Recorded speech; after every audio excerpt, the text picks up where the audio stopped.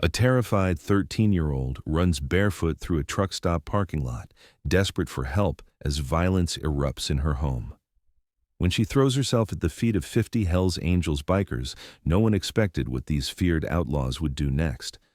But what drives a child to seek protection from the most notorious motorcycle gang in America? The fluorescent lights of the Mojave Truck Plaza buzzed overhead as Marcus "Tank" Williams guided his Harley into a parking spot. Behind him, 49 more motorcycles rumbled in formation, their engines creating a symphony of power that echoed off the concrete. The Hells Angels were making their annual run from Oakland to Las Vegas, and this rest stop marked the halfway point. Tank cut his engine and stretched, feeling his 52-year-old joints protest after 4 hours in the saddle. His black leather vest, adorned with patches earned over 3 decades in the club, creaked as he moved. Around him, his brothers were doing the same, dismounting with groans and jokes about getting old. "Coffee," grunted Snake, Tank's closest friend and road captain. "Need it bad." "Make it 2, Tank agreed, pulling off his helmet and running a hand through his salt and pepper hair. The truck stop was busy for a Wednesday afternoon. 18-wheelers lined the diesel pumps, their drivers grabbing quick meals before heading back onto Interstate 15. A few families with kids occupied booths inside the attached restaurant, and tired travelers shuffled in and out of the convenience store. Tank and Snake headed toward the building, their boots heavy on the asphalt. The other bikers spread out, some heading for bathrooms, others lighting cigarettes and stretching road-weary legs. They were used to the stares. People always stared at Hells Angels, a mixture of fear and fascination crossing their faces. That's when Tank heard it. A small voice, high-pitched and desperate, cutting through the rumble of idling trucks and distant traffic. "Please, somebody help! They're hurting her!" Tank turned to see a little girl running across the parking lot.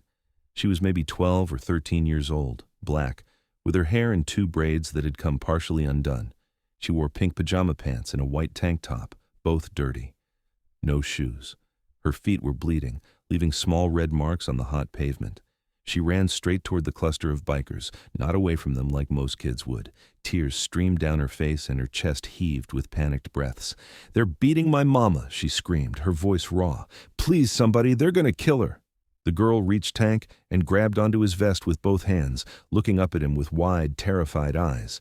Up close, he could see bruises on her arms, old ones fading to yellow and fresh purple ones just forming. A cut above her eyebrow had bled down the side of her face. "Slow down, little one," Tank said, his voice gentle despite his intimidating appearance. He crouched down to her level. "Tell me what's happening." "My mama," the girl sobbed, pointing toward the motel across the street. The Desert Rose Inn, a rundown 2-story building with peeling paint and a flickering neon sign. "Room 23. These men came and they're hitting her, and she told me to run and get help, but nobody would stop, and then I saw you, and please, please, you have to help her." Snake was already on his phone, presumably calling the cops. But Tank knew that in a situation like this, minutes mattered. By the time police arrived, it might be too late. He looked at the girl's desperate face, at the blood on her feet, at the pure terror in her eyes. He'd seen that look before, in his own daughter's eyes years ago when his ex-wife's boyfriend had turned violent. That was before Tank had become a Hells Angel, before he'd learned that sometimes the law wasn't fast enough to protect the innocent. "What's your name, sweetheart?" Tank asked. "Destiny," she whispered. "Destiny Robinson." "Okay, Destiny. How many men?" "3. Big ones. They said Mama owes them money, but she doesn't have it, and they started hitting her and breaking things, and I was hiding. But Mama saw me, and she screamed at me to run, so I ran." Tank stood up and looked at Snake, who nodded. They'd both heard enough. "Destiny," Tank said, "I need you to stay here with my friend Rita." He gestured to one of the 2 women who rode with their chapter, a tough woman in her 40s with kind eyes.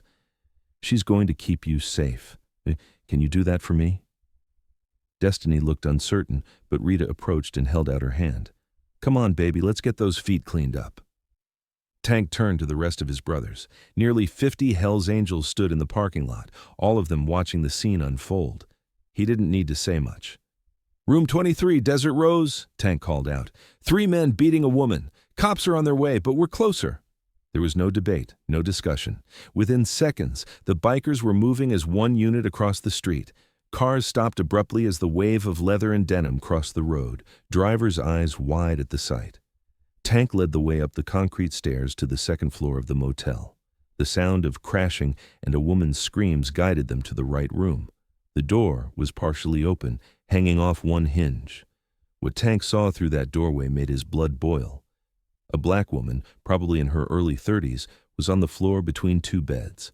Blood ran from her nose and mouth. Her left eye was already swelling shut. 3 men surrounded her. One held her by the hair while another drew his foot back to kick her in the ribs. "That's enough," Tank's voice boomed through the doorway. All 3 men turned. They were big, probably thought they were tough, probably used to intimidating people with their size. The one holding the woman's hair was white, heavily tattooed, wearing a tank top that showed arms thick with muscle. The other 2 were Hispanic, both with shaved heads and facial scars that suggested they'd been in plenty of fights. Their expressions changed quickly when they saw what filled the doorway. Not just Tank, but a wall of Hell's Angels bikers, their combined presence making the small motel room feel suddenly very cramped from the outside. "Who the hell are you?" the tattooed man demanded, letting go of the woman's hair. She collapsed fully to the floor, gasping. "We're the people who don't like what we're seeing," Tank said calmly, "and we're thinking you boys should leave, now." The tattooed man laughed, but it sounded nervous. "This ain't your business. The lady owes us money. We're just collecting." "By beating a woman in front of her kid?" Snake stepped forward, his voice low and dangerous. "That how you collect debts?" One of the Hispanic men reached into his jacket. Before he could pull out whatever weapon he was going for, Snake moved with surprising speed for a man his size. His fist connected with the man's jaw, sending him sprawling back onto one of the beds. That's when the tattooed man made his mistake. He pulled a gun from the back of his waistband. He never got to aim it. Tank grabbed his wrist and twisted hard, and the gun clattered to the floor. Another biker, Tiny, a man who stood 6'5" and weighed over 300 pounds, grabbed the tattooed man by the shirt and lifted him off his feet.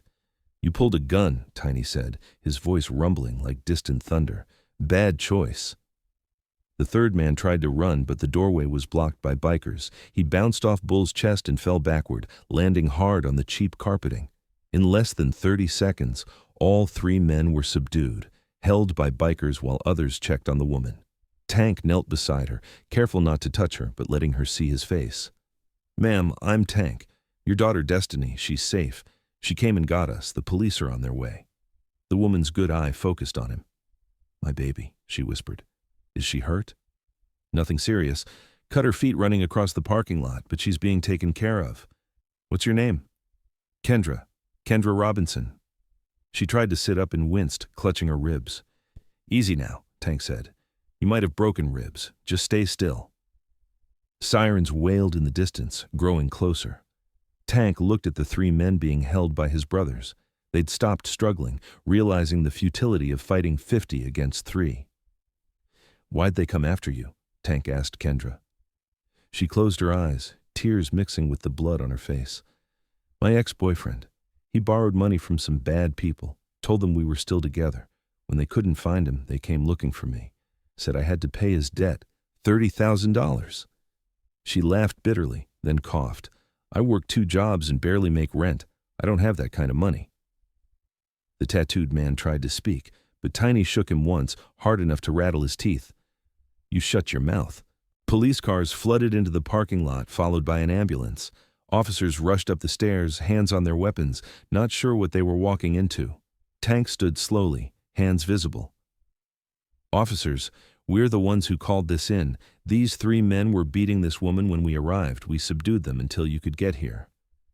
The lead officer, a weathered man in his 50s with graying temples, looked at the scene. He recognized Tank and several of the other bikers. "Tank?" the officer said with a tired sigh. "Should have known. Every time something happens in this county, Hell's Angels show up." "Not our fault trouble finds us, Deputy Morris," Tank replied. "We were just stopping for coffee. The lady's daughter came running for help." Morris looked at Kendra on the floor, at the 3 men being held, at the gun on the carpet. His expression hardened. "Let them go, boys. We'll take it from here." The bikers released the three men, who immediately started complaining about being assaulted. Deputy Morris held up a hand. "Save it. I've got 50 witnesses saying otherwise, and that gun on the floor tells me everything I need to know about who started what." He gestured to the other officers. "Cuff them. Assault, attempted collection by intimidation, illegal possession of a firearm." Paramedics pushed through to tend to Kendra. Tank stepped back, letting them work. As they lifted her onto a gurney, she reached out and grabbed Tank's hand. "Thank you," she said, squeezing with what little strength she had. "You saved my life." "Your daughter saved your life," Tank corrected gently. "Bravest little girl I've ever seen, running for help like that." They wheeled Kendra toward the ambulance. Tank followed the procession down to the parking lot where Destiny sat on Rita's motorcycle, her feet bandaged, a bottle of orange juice in her hands. When Destiny saw her mother on the gurney, she jumped down and ran to her, Rita calling out too late to stop her. "Mama!" Destiny threw her arms around Kendra as carefully as she could, crying into her shoulder.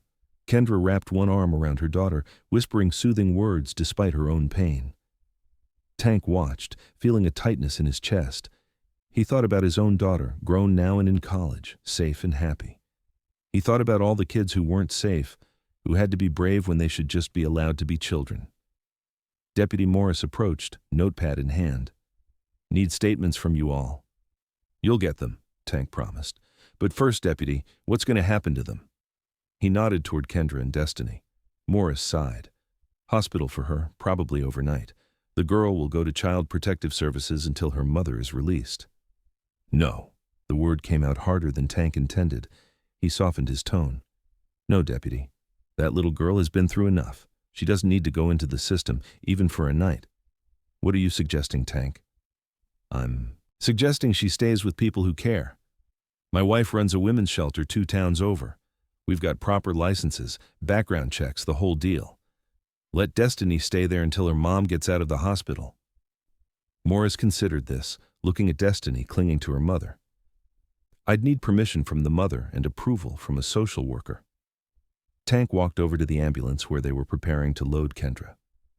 "Ma'am, I know you don't know me from Adam, but I'm offering a safe place for Destiny while you're in the hospital. My wife Rachel runs a women's shelter. It's state licensed, and we've helped a lot of families. Would you trust us with your daughter?"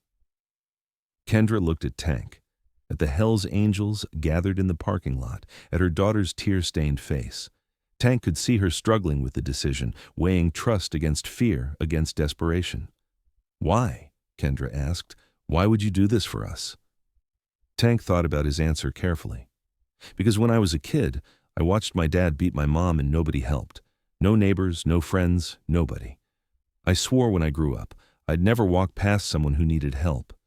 And your daughter, she didn't walk past. She ran straight toward what scared her to save you. That kind of courage deserves to be honored." Fresh tears ran down Kendra's face. "Okay," she whispered. "Take care of my baby." Deputy Morris made some calls. A social worker arrived within 20 minutes, evaluated the situation, checked Tank's credentials and the shelter's licenses on her tablet. She agreed to the temporary placement with the stipulation that she'd check on Destiny within 24 hours.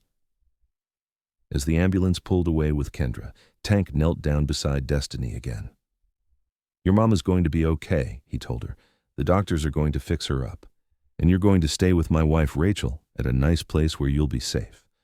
We'll get you some clothes, some shoes, whatever you need. And tomorrow, we'll take you to see your mama. Sound good?"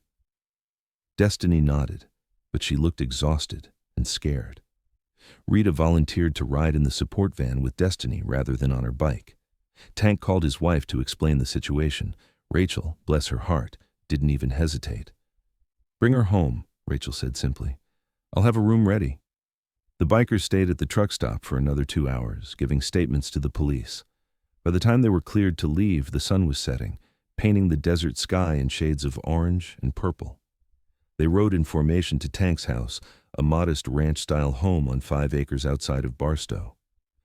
Rachel met them at the door, a woman in her late 40s with graying blonde hair and a smile that could put anyone at ease. Destiny had fallen asleep in the van, and Tank carried her into the house, laying her gently on a bed in the guest room. Rachel had already laid out fresh pajamas, several sizes because she wasn't sure what would fit. "That," Little girl's a warrior, Rita said, standing in the doorway. Running for help like that, not knowing if anyone would listen. Tank nodded. She is, and we're going to make sure she and her mama have what they need when this is all over. Word spread through the Hells Angels network quickly. By the next morning, bikers from 3 states had sent money, $5,000 in total, collected from people who understood what it meant to have nothing, to need help, to be desperate. Tank visited Kendra in the hospital that afternoon, Destiny holding his hand as they walked through the corridors. Kendra was awake, her face still swollen but her eyes clearer. When she saw her daughter, she burst into tears. "My brave girl," Kendra said, hugging Destiny carefully. "So brave." Tank hung back, giving them their moment. When Kendra finally looked at him, he stepped forward. "The 3 men are in jail," Tank reported. "Assault charges, plus they're looking at the loan sharking operation they were part of. Deputy Morris says they won't be getting out anytime soon." Kendra nodded, relief washing over her face. "There's something else," Tank continued. He pulled an envelope from his vest. "The club, we took up a collection, $5,000. It's not $30,000, but it's a start. Enough to get you somewhere safe, get you and Destiny set up in a new place where those people can't find you." Kendra stared at the envelope, making no move to take it. "I can't accept that." "Yes, you can," Tank said firmly but kindly. "You don't owe anyone anything for this. No strings, no debt. Just people helping people because that's what we do." "But why?" Kendra's voice broke. "You don't even know me." Tank pulled up a chair and sat down. "My little brother died when I was 17. He got beat up by some guys over a debt he didn't owe, money our dad had borrowed. Nobody helped him. Nobody stopped it. I found him in an alley, and I held him while he died." Tank's voice remained steady, but his eyes reflected old pain. "I can't save my brother, but I can make sure other people's brothers and sisters and mothers and daughters get the help he never got. That's why." Kendra took the envelope with shaking hands. "Thank you," she whispered. "Thank you." Tank stood up.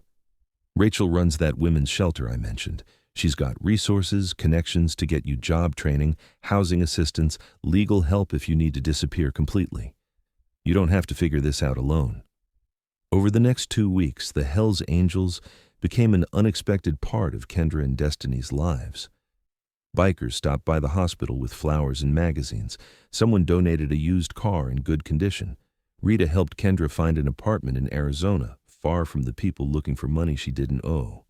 On the day Kendra was released from the hospital, Tank and a dozen other bikers helped her move. They loaded the few possessions she had into a truck, packed up Destiny's, toys and clothes, and rode escort all the way to her new apartment in Phoenix. Destiny, who had been quiet and scared that first day, had started to smile again. She gave each biker a hug as they prepared to leave, even climbing up on Tiny's massive shoulders to kiss his bald head, making all the tough men laugh. "You all saved us," Kendra said as Tank prepared to ride out. "I don't know how to repay you." "You don't repay it," Tank said. "You pass it on. Someday, when you're on your feet and you see someone who needs help, you help them. That's how this works." As the bikers rode away, Tank looked in his mirror and saw Destiny waving from the apartment balcony, Kendra's arm around her shoulders, both of them smiling. Snake pulled up alongside Tank at the next light. "That was good work back there." Tank nodded. "Yeah, it was." "Think she'll be okay?" "I think she's got a fighting chance now. And that kid, Destiny? She's going to be something special. Anyone that brave at 8 years old, sky's the limit." They rode on through the Arizona sunset, the desert stretching endlessly in all directions. Behind them, a mother and daughter were getting a second chance. Ahead of them, the road continued, full of unknown possibilities. Sometimes help comes from unexpected places. Sometimes the people society fears are the ones who step up when everyone else steps back. And sometimes a little girl's desperate plea for help reminds hardened men why they formed a brotherhood in the first place, to protect those who can't protect themselves, to be the help that never came when they needed it, to prove that family isn't always blood, but the people who show up when it matters most. Tank smiled beneath his helmet, accelerating into the fading light, already thinking about the long ride home.